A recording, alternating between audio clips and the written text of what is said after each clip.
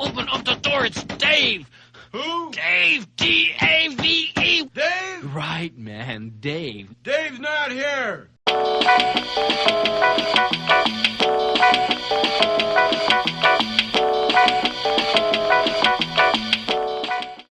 What's your point, David?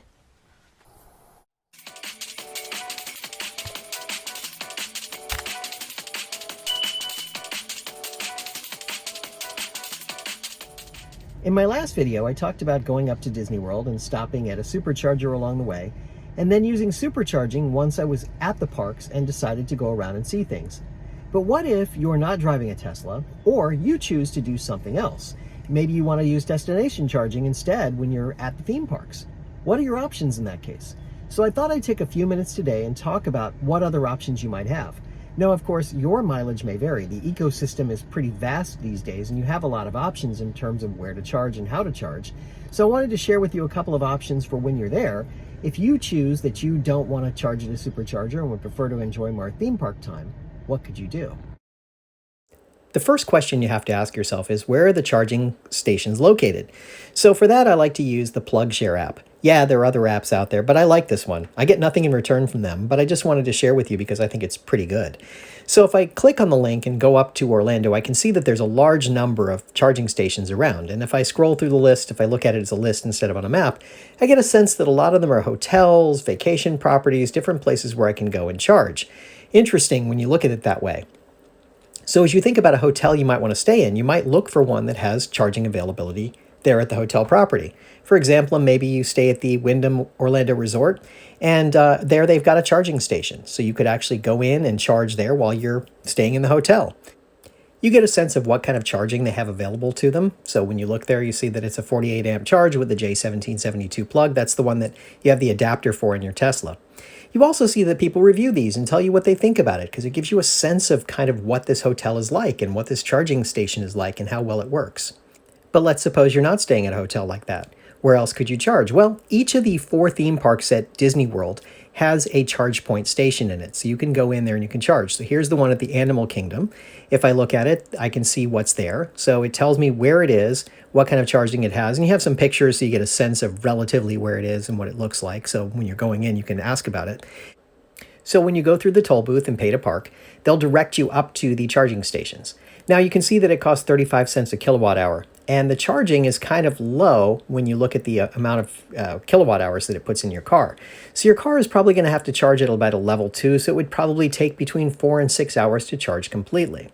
Again, there's a lot of people who talk about the charging and what's available and what's there, and you get a sense of kind of how it works when you look at the app, because it just kind of tells you, hey, what's the availability look like, and is it worthwhile charging there? There are sometimes broken chargers. That becomes an issue as well. Now, as we kind of roll around the Walt Disney World property, we can kind of go over to the other theme parks as well. We can see there are some other charging stations at some of the hotels as well. But let's look at the Hollywood Studios. Same kind of a thing. It's the same charge point charging station. And you see that there's a couple of chargers there. There's a couple of pictures to help you find it and locate it along the way. And they do the description the same way. So you get a sense of what it's all about as you go into it. And again, you can see how many charging ports they have, what it's set up like, and so forth, so you can kind of plan your day. Now you can see that already these are in use. At the time that I pulled this, they were all in use, so you can't use them at that point. And that's another challenge that you have, because you may come in with a low amount of charge and say, hey, I'll just charge there, that's fine. But there's a small number of chargers given the number of EVs that are out there, and they tend to always have somebody parked in them. And you'll notice as you come down the list too and look at each of the theme parks, that a lot of times people are complaining that someone parked there, either iced their car there or left their car there unplugged and just stayed there because it's closer to the entrance, and they tried to basically cheat the system and park there rather than parking in the regular parking lot. So that's kind of an oddity and something you have to consider. Epcot likewise has some charging stations, so you get a sense of what's there. One of the things you'll notice in some of the pictures here is someone posted a picture of what it costs them to actually do the charging, so you get a feel for kind of how it works. But you're going to put your car there between 4 and 6 hours and leave it there. You should be a good citizen and come out and move your car when it's fully charged and move it back to the regular parking lot. Now, of course, the Magic Kingdom parking lot also has a charging station. It's up in the front up like this, and you can see where that is and see what it looks like as well. The same kind of a thing where it's 35 cents a kilowatt hour, a little slow perhaps, But this one's a little bit harder to find because it's in the main parking lot and you have to come around a weird way, so you have to follow the signage or ask when you go through the gate.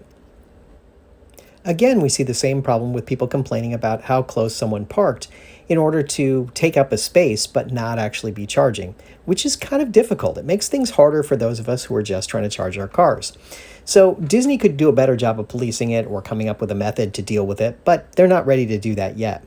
You'll also notice on the map there's a lot of different Disney resort hotels, especially the higher end ones, the ones that they call the deluxe resorts, that have charging stations available within the resort itself. So if you're staying at that resort, you could certainly charge there.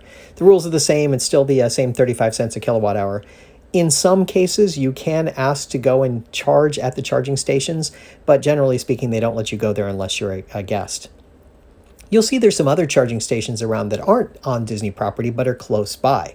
So kind of interesting to kind of keep that in perspective, that sometimes there are other places around that you can charge that aren't that far away. But maybe you aren't right on the Disney property that way. So just kind of keep that in mind too as you think about where you can charge and what you can do. Maybe you have to go a little bit further outside the beaten path to be able to do some charging. Disney Springs, which is on the northern side of Disney property and has a lot of shopping and dining, also has charging stations within each of the parking garages. So if you go into any of the parking garages and go to the top floor, you'll find charging up there as well. So there are other opportunities to charge within Disney property. So just kind of think about that as you plan your trip and think about what you want to do. That might work for you too. Now, as you look a little bit deeper into this, you start to see that a lot of these orange ones are Tesla superchargers. And the Tesla supercharger that I went to when I was there in my video is this one that's on Orlando Palm Parkway. It's really not that far away from, say, Disney Springs, so I could go there and charge just as easily. And actually, I found it to be easier in many ways because it was a little bit less expensive, it was convenient, and it was pretty fast. Yeah, I didn't get the benefit of going into the theme park while I was waiting, but at least I was able to charge quickly.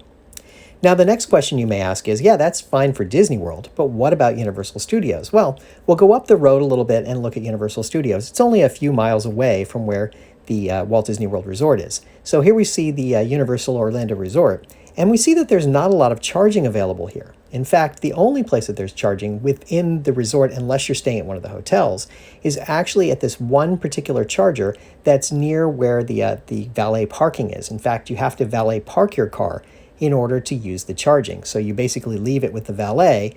They'll charge it for you. There's no cost to charge it, but there is a cost to actually use the valet. So that's not exactly efficient either. So that's kind of a problem in its own right.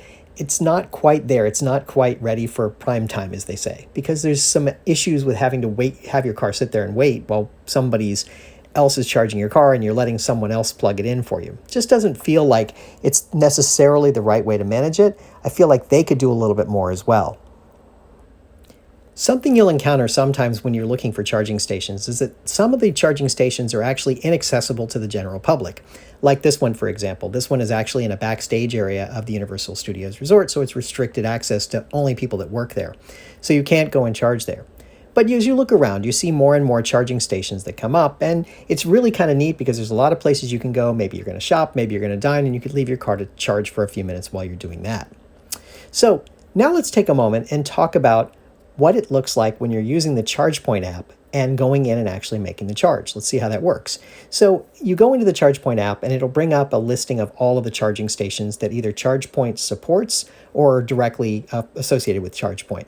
So you'll take a look at what's there, you'll kind of go around, you'll look for the ones you're looking for. So let's say we're looking for the one at Hollywood Studios, for example. I can just tap on the same charge stations that I looked at before, just tap on those and it'll tell me what's available and what's not based on the fact that it's being used by the app itself, so that someone is plugged into it actively. So it's telling me that both of these are in use currently, so I can't use those. If I look at, there's another two there, if I click on the other one and see what's available, it will show me that the other one is also not available to me, it's in use, so I can't charge there either. So if I wanted to be able to charge there, I'd have to be able to come back.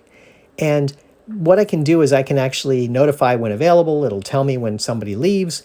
That's helpful in some way, but doesn't always work out the right way. And you notice in here the comments for this particular charging station are similar to what we saw in the PlugShare app, where people are saying things like, well, they're all in use, they're never available, one of them doesn't work, whatever. All of the things that you might expect to see there. So this is kind of an issue when you're looking at different places to charge, that this tends to happen sometimes, that you can't get to the charging station just because of the nature of the way people park and don't use the common courtesy of actually moving their car once they're done charging. Now, for the sake of argument, let's go over and look at Epcot and see if there's any charging available over there. So we'll zoom in on the map and we'll see the charging stations that are here. And we notice that one of them is blue, one of them is green. The green indicates that there is a currently available charging station that I can use right there. So that's useful. Now, it could be that someone's parked in there and not charging, but essentially, at least I see what's going on there. Now, it would be useful so I could drive over there and try to get into it. Maybe it'll work, maybe it won't. But at least I have an opportunity to try and get there. If I go over to the Magic Kingdom, I see that there is a charging station available here as well. Now, this one I've heard tell many times that people say someone has just iced the space, which means that someone's parked there without actively charging. So it tends to happen that you'll see somebody parked there that isn't charging, and there are a lot of complaints about that throughout the messages that you see here. And again, Disney could probably do more or work with the ChargePoint company to come up with a better way to do this, but it's interesting to see how that works, and this is a common complaint, and it's getting more common as we see more EV cars take the road.